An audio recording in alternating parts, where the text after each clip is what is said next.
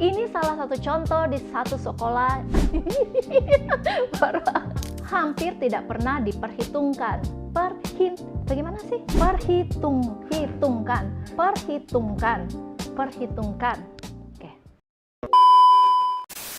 Ini salah satu contoh di suatu sekolah. Ada anak yang selalu selesai paling cepat.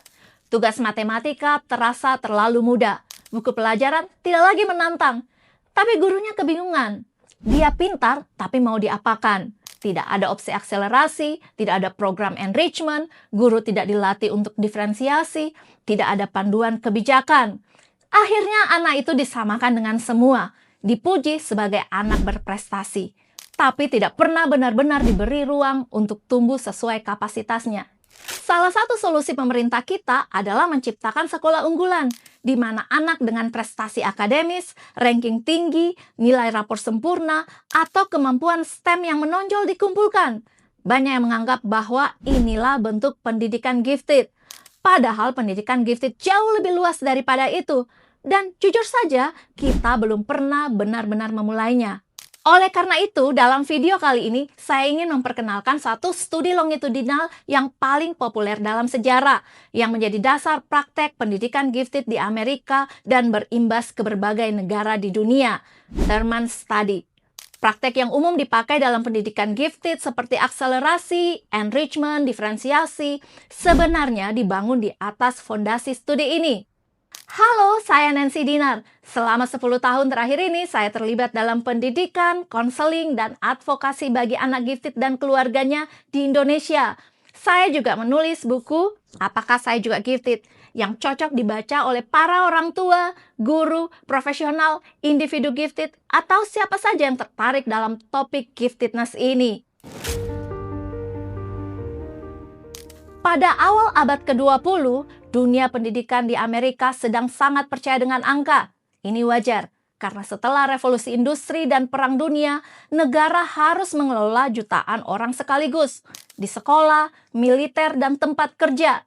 Mereka butuh cara cepat untuk memilah potensi. Siapa yang siap memimpin, siapa yang perlu dilatih, dan siapa yang mungkin kesulitan mengikuti. Dalam kondisi seperti ini, angka terasa menenangkan. Angka memberi kesan pasti seolah kecerdasan bisa diukur, dipetakan, bahkan diprediksi hanya dengan satu skor. Disinilah sosok Louis Thurman muncul sebagai profesor psikologi di Stanford University. Ia mengambil tes kecerdasan dari Prancis, tes Binet, dan mengembangkannya menjadi Stanford Binet Intelligence Scales.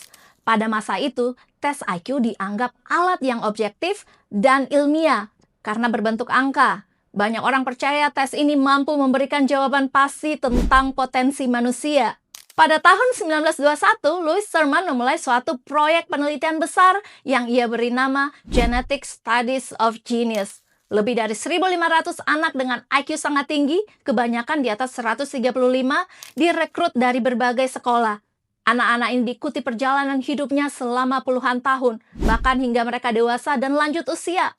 Hasilnya ini menjadi salah satu studi jangka panjang paling berpengaruh dalam sejarah psikologi pendidikan. Yang penting untuk dipahami adalah tujuan Thurman bukan untuk mengagukan anak jenius. Pada masa itu, anak yang sangat cerdas justru sering dianggap bermasalah. Mereka dicurigai lemah secara fisik, terlalu sensitif, tidak cocok secara sosial, atau beresiko mengalami gangguan mental. Kecerdasan tinggi belum dipandang sebagai bagian normal dari variasi manusia, melainkan dipandang sebagai penyimpangan. Melalui studinya, Thurman ingin membantah stigma itu. Ia ingin menunjukkan bahwa anak gifted, jika diberi kesempatan dan lingkungan yang mendukung, dapat tumbuh menjadi pribadi yang sehat, produktif, dan memberi kontribusi nyata bagi masyarakat. Dalam konteks zamannya, langkah Thurman sebenarnya cukup progresif. Anggapannya termasuk berani untuk masa itu, bahwa anak-anak dengan kemampuan tinggi tidak rusak, tidak perlu diperbaiki, dan tidak sepantasnya disingkirkan dari masyarakat. Mereka hanya membutuhkan pemahaman dan ruang yang sesuai dengan kapasitas mereka. Namun sejak awal ada satu asumsi besar yang menjadi dasar seluruh proyeknya, yaitu giftedness dipahami hampir sepenuhnya sebagai IQ tinggi. Apa yang bisa diukur dengan cepat, akhirnya dianggap sebagai hal yang paling penting. Angka menjadi pintu masuk utama untuk memahami potensi manusia. Dan karena itulah, banyak aspek lain belum mendapat tempat yang sama. Misalnya kreativitas, kepekaan emosional, dinamika keluarga, cara anak memaknai hidup, atau proses perkembangan unik yang tidak selalu bisa dibuatkan skor. Pada masa itu, dunia belum siap untuk melihat potensi manusia secara lebih luas. Tetapi disinilah cerita pendidikan gifted mulai dibangun. Dari sebuah upaya memahami manusia melalui angka, namun saat ini sudah mulai berkembang jauh melampaui itu. Pendekatan mengukur dan mengklasifikasi anak sebenarnya tidak hanya lahir dari sains, tapi juga dari kebutuhan manusia untuk meredakan kecemasan.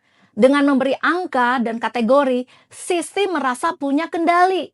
Namun disinilah ketegangan muncul. Ketegangan yang masih kita rasakan hingga hari ini. Sistem ingin manusia sederhana, padahal perkembangan manusia selalu jauh lebih kompleks dari alat ukur apapun. Dari ketegangan inilah diskusi pendidikan gifted modern mulai tumbuh. Seiring waktu, para peneliti mulai menyadari bahwa Terman Study, meskipun monumental, belum menjawab pertanyaan yang paling penting. Apa yang membuat potensi tinggi benar-benar bertumbuh atau justru menghilang dalam jangka panjang? Studi lanjutan pertama datang dari lingkaran Terman sendiri. Pada tahun 1950 sampai 1960-an, Melita Olden meneliti ulang para partisipan dewasa dan menemukan pola yang mengguncang asumsi awal.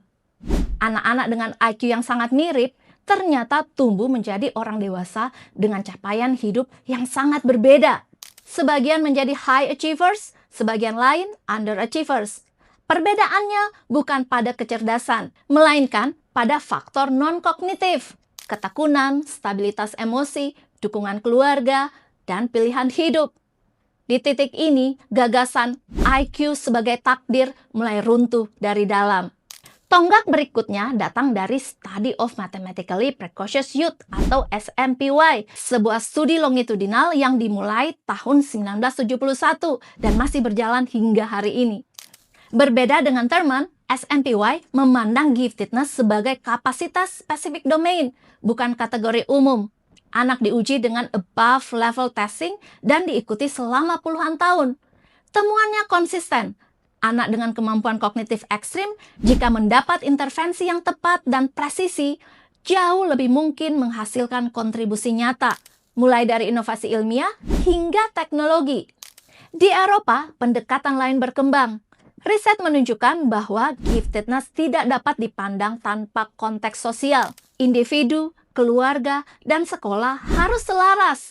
Dalam sistem yang terlalu menekankan keseragaman, banyak anak berkemampuan tinggi justru kehilangan momentum perkembangan. Bukan karena kurang cerdas, tetapi karena tidak pernah benar-benar ditantang. Di Asia, negara seperti Korea Selatan dan Singapura mengadaptasi riset gifted dengan penekanan kuat pada prestasi.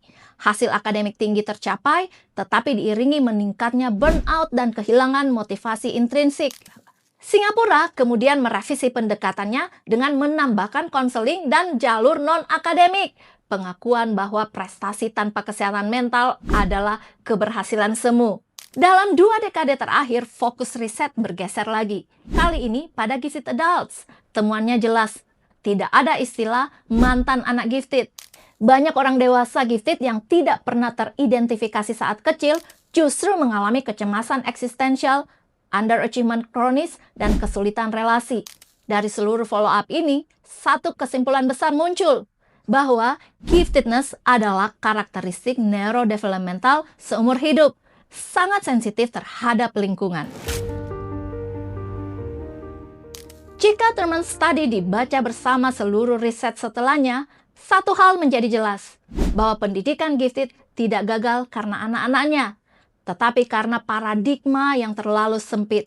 Pada fase awal, implikasi pendidikan dari Terman diterjemahkan sebagai identifikasi dini, pemisahan kelas, dan percepatan akademik. Pendekatan ini masuk akal pada zamannya. Namun riset longitudinal menunjukkan bahwa kecepatan belajar bukan faktor penentu utama keberhasilan jangka panjang. Paradigma kemudian bergeser. Pertanyaannya bukan lagi seberapa cepat anak ini bisa melaju, melainkan apakah lingkungan belajarnya selaras dengan cara berpikir dan intensitas emosinya. Implikasinya penting. Akselerasi tidak bisa dipahami sebagai satu resep tunggal. Lompat kelas hanyalah salah satu opsi. Pemadatan kurikulum, akselerasi mata pelajaran tertentu, mentorship, dan proyek mandiri seringkali jauh lebih adaptif. Giftedness juga tidak pernah berdiri sendiri. Ia selalu hadir bersama asinkroni perkembangan antara kognitif emosional dan sosial. Tanpa dukungan sosial emosional, pendidikan gifted justru beresiko melahirkan kecemasan kronis, underachievement, atau kehilangan makna belajar. Dan yang paling penting, pendidikan gifted yang efektif bersifat longitudinal.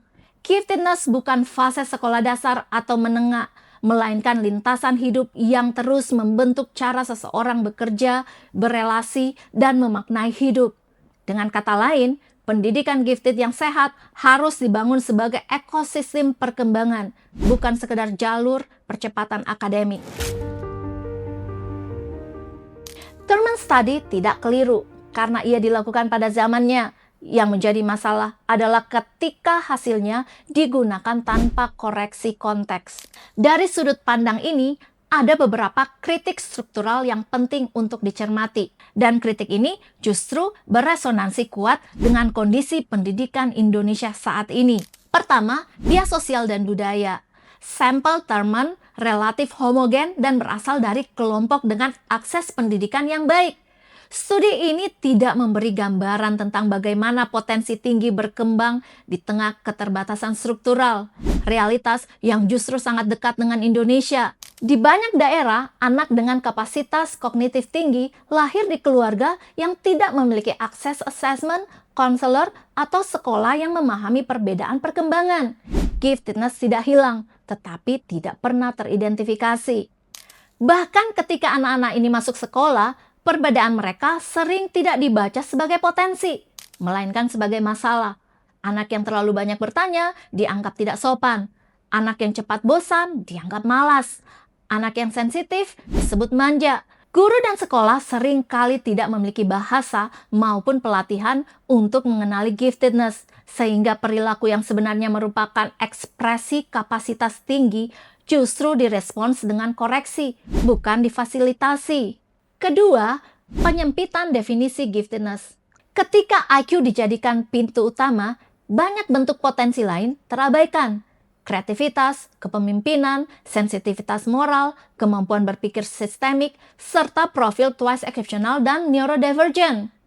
Dalam masyarakat yang sangat beragam seperti Indonesia, pendekatan sempit ini beresiko besar menghilangkan potensi yang tidak tampak dalam format tes standar. Ketiga, definisi keberhasilan yang teknokratis, nilai akademik, kelulusan, dan pilihan karir. Sementara itu, hal-hal penting seperti kesejahteraan psikologis, relasi sosial, dan makna hidup hampir tidak pernah diperhitungkan. Bagi individu gifted, justru di sanalah tantangan terbesar sering muncul. Bukan karena mereka kurang mampu, tetapi karena mereka terlalu lama berusaha menyesuaikan diri dengan sistem yang tidak pernah benar-benar membaca kebutuhan mereka. Lalu, apa artinya bagi Indonesia? Indonesia sering dianggap tertinggal karena belum memiliki sistem pendidikan gifted yang mapan. Namun ini juga berarti Indonesia belum terlanjur terkunci pada paradigma lama. Kita memiliki kesempatan untuk membangun pendidikan gifted tanpa harus mengulang kesalahan historis negara lain. Indonesia tidak perlu memulai dari seleksi ketat berbasis tes semata. Yang lebih mendesak adalah membangun pemahaman di kalangan guru, orang tua, dan pembuat kebijakan bahwa anak dengan potensi tinggi memiliki kebutuhan perkembangan yang berbeda. Bukan lebih istimewa, bukan untuk diprioritaskan secara sosial, tetapi berbeda dalam cara belajar, merasakan, dan memaknai dunia. Dan yang tak kalah penting, pendidikan gifted di Indonesia perlu ditempatkan berdampingan dengan isu kesehatan mental. Giftedness bukan hanya soal kapasitas berpikir, tapi juga kerentanan emosional yang tinggi. Tanpa pendampingan yang tepat, potensi tinggi justru berubah menjadi faktor resiko. Bukan karena anaknya lemah, tetapi karena lingkungannya tidak siap. Thurman Study adalah batu pijakan penting dalam sejarah pendidikan gifted. Ini membuka mata dunia bahwa anak dengan kemampuan tinggi itu nyata dan membutuhkan perhatian. Namun juga mengajarkan satu hal mendasar, bahwa potensi manusia terlalu kompleks untuk direduksi menjadi angka. Untuk Indonesia, pelajarannya bukan meniru teman tetapi melampauinya dengan membangun pendidikan gifted yang berpikir jangka panjang, kontekstual budaya, dan berpusat pada manusia seutuhnya. Karena tujuan akhir pendidikan gifted bukan melahirkan anak yang lebih hebat dari yang lain, melainkan mencegah kehilangan potensi nasional yang tidak pernah diberi kesempatan untuk berkembang.